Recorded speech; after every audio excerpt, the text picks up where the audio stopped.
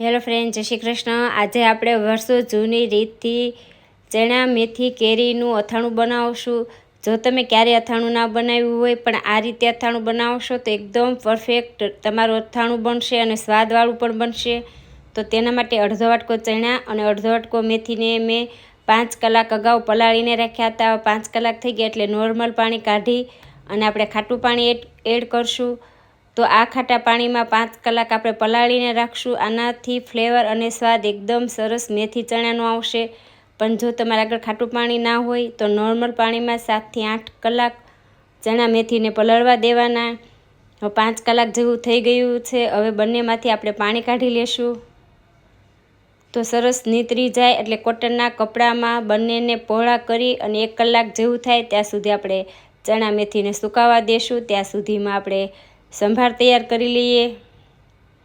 તો હિંગ, હળદર, 4 થી 5 લવિંગ અને 4 થી 5 મેં મરી લીધા છે અને તીખું અને કાશ્મીરી મિક્સ મેં મરચું લીધું, મીઠું, મેથીના કુરિયા, રાયના કુરિયા અને ધાણાના કુરિયા અને વજનમાં 300 ગ્રામ મેં કેરી લીધી છે। જે દેશી કેરી આવે છે એનો ઉપયોગ કર્યો છે અને કેરી પણ એકદમ સરસ કૂણી છે, જે અંદર ગોઠલીનો ભાગ હોય એ નથી હજી। તો આ રીતની ફ્રેશ અને તાજી કેરી લેશું।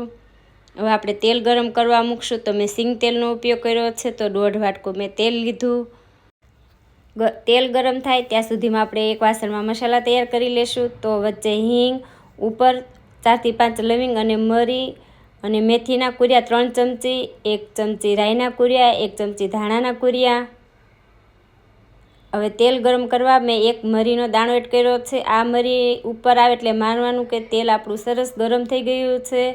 તો મરીનો દાણો ઉપર આવી ગયો એટલે સરસ તેલ ગરમ થઈ ગયું। હવે આપણે આ રીતના તેલ ગરમ જ હોય ત્યારે જ આ કુરિયા ઉપર એડ કરશું। આ રીતના એડ કરી અને 1 મિનિટ આપણે ઢાંકીને રહેવા દેશું એટલે સરસ કુરિયાની સુગંધ પણ આવશે અને કુરિયા પણ સરસ તેલમાં શેકાઈ જશે। તો બરાબર મિક્સ કરી લેશું। થોડું ઠંડુ થાય એટલે શેકાયેલું મીઠું એડ કરશું। જ્યારે પણ અથાણું આપણે બનાવીએ ત્યારે હંમેશા મીઠું શેકીને લેવાનું। તો 3 ચમચી મેં મીઠું લીધું છે, બરાબર મિક્સ કરી લેશું। હવે ઠંડુ થાય ત્યારે 1 ચમચી હળદર એડ કરશું, એ પણ મિક્સ કરી લઈએ।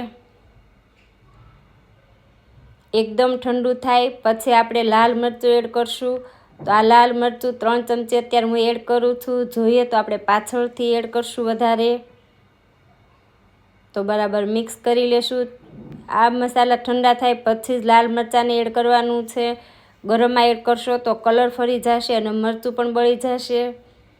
તો વજનમાં 300 ગ્રામ મેં કેરી લીધી છે, જે દેશી અને કૂણી હોય એવી કેરી લીધી છે। તો આપણે ટુકડા કરી લેશું। તો તમારે જે સાઈઝના ટુકડા કરવા હોય એ સાઈઝના કેરીના ટુકડા કરી લેવાના। તો મેં આ રીતે નાની સાઈઝમાં ટુકડા કર્યા છે, પણ તમારે મોટા અથવા ચિપ્સમાં અથવા લાંબા કોઈ પણ રીતે ટુકડા કરવા હોય એ રીતે કેરીના ટુકડા કરી લેવાના। તો કેરીના ટુકડા થઈ ગયા છે અને આપણા જે મેથી અને ચણા સૂકવ્યા હતા એ પણ એકદમ સરસ કોરા થઈ ગયા।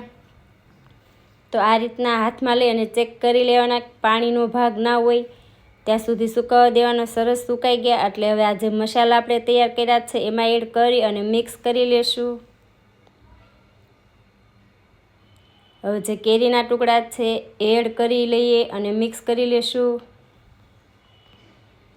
તો અત્યારે હાથથી જ બધી વસ્તુ બરાબર મિક્સ કરવાની છે। તમે હાથથી આ રીતે મિક્સ કરશો તો જે સંભાર છે કેરીમાં સરસ રીતે ચીપકી જશે અને બરાબર બધી જ વસ્તુ બરાબર મિક્સ થઈ જશે। હવે હાથેથી મિક્સ કરી અને આપણે 1 દિવસ આ રીતે ઢાંકીને રહેવા દેશું।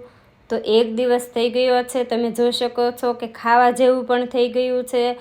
આ નોર્મલ કુરિયા થઈ ગયા અને તેલ પણ થોડું દેખાય છે। તો હવે આ બોટલમાં આપણે ભરી લેશું। અત્યારે જ ચેક કરી લેવાનું કે મીઠું મરચું ઓછું લાગતું હોય તો તમે નાખી અને બરાબર મિક્સ કરી લેશો તો બરાબર મિક્સ પણ થઈ જશે।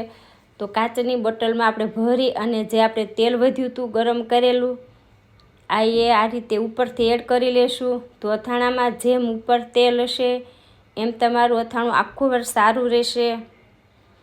તો આપણે જ્યારે પણ કેરીનું અથાણું ખાવા કાઢીએ પછી તેલ ગરમ કરી ઠંડુ કરીને ઉપર રાખવાથી આખું વર્ષ તમારું અથાણું એવું ને એવું જ રહેશે।